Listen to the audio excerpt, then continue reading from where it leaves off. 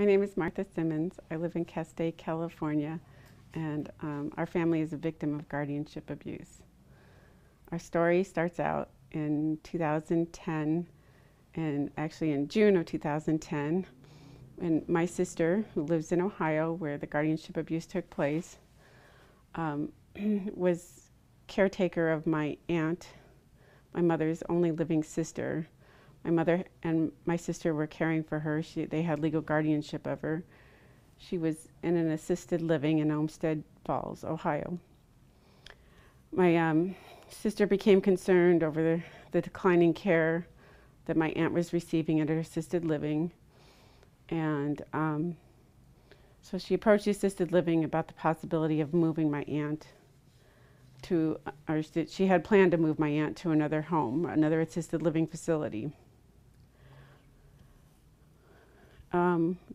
This facility was also closer to my mother and my sister, where that they could, my sister was taking her to her doctors and whatever, and they could more easily do that, and they can visit her more often and that kind of thing. And it was also a lot less expensive. They were raising the rates at where my aunt was, and this was going to cost her $2,000 less per month. So within 2 weeks of my sister proposing or telling them that she had a plan to move my aunt, they accused my sister of stealing $5,000, hiring their own attorney, and filing for guardianship, declaring my aunt incompetent, and filing for guardianship over my aunt. The attorney that they hired is on the top 10 most unethical lawyer list in the United States. They proceeded, they set up a court date, they filed papers in court, set up a court date, and a week before the court date, my husband, who's Paul Simmonds, happened to be in Ohio traveling on business, stopped by to see my aunt. Well, she very upsetly, and in a very upset way, she was shaking when she showed him her papers, what her court rights were, her right to her own attorney, her right to have her own evaluation, and her right to be present at the hearing. My husband asked her if she wanted those rights. She said yes. In front of a staff social worker, they signed a paper together. The next week in court, the nursing home told the judge that the papers were a forgery, and my husband was never there. So my aunt never got her rights. Her civil rights were never allowed. We were able to prevent the proceedings that day because they hadn't notified all family members, which was required in the state of Ohio. We went on to fight all summer, pointing out all the unethical things that they were doing, including all the lies. And they never once presented one shred of evidence to prove anything against our family or my sister, but they continued on with their innuendos. Our family wrote many letters. The magistrate held the letters up in court, mocked them and laughed at them, would not let us present anything to clear my sister, would not even let us speak in court. So what they finally decided to do was hire a supposedly, quote-unquote, impartial guardian. Of course, later we found out that this guardian was friends with the magistrate and the first lawyer. So in October 2010, my aunt had a guardian. She, at this time, was healthy and wealthy. She owned her own home. She owned money. She owned a lot of assets. So she started to increasingly become sicker. They fed her psychiatric drugs. She became morbidly obese. She gained over 100 pounds. She had bed sores, and she died of 2 nursing home, they're called nosocomial infections. One was C. diff, and the other was MSRA bladder infection. In the meantime, in August of 2011, her guardian went in and cleaned out her estate, telling us that she donated all her collectibles. My aunt lived with her 2 sisters, now deceased, and our grandparents. So the home was filled with 100 years of our family history.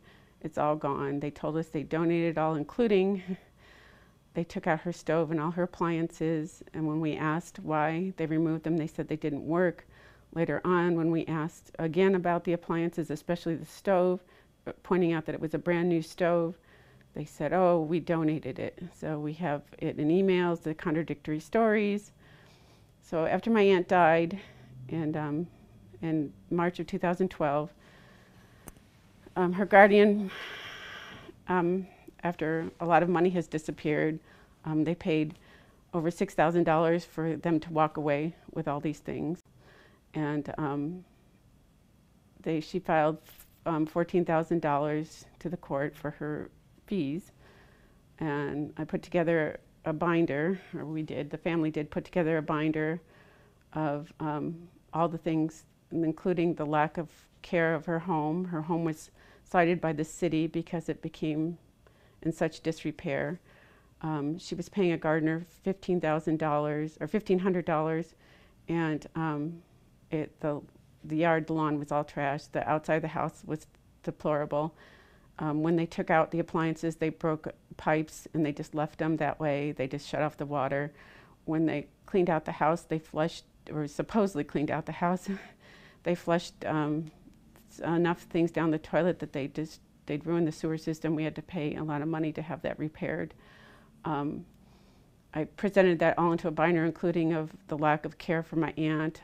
I showed pictures of all the missing items. Some of them were collectors, Rob John's type furniture that was very collectible things that are just unaccounted for. Her silver, her china, everything, it's all gone, unaccounted for. Wrote a letter to the magistrate, presented the binder, and he wrote back saying that everything was, what was the word? It was unimportant. It was saying that all that information was irrelevant, was the word he used. So we protested. You have 14 days to protest the magistrate's decision. We protested to the judge. This judge is under the investigation by the FBI for corruption with his brother. But anyways, the judge said that I presented new evidence, including the fact that she let the house insurance lapse since she had taken guardianship. There was no insurance on the house.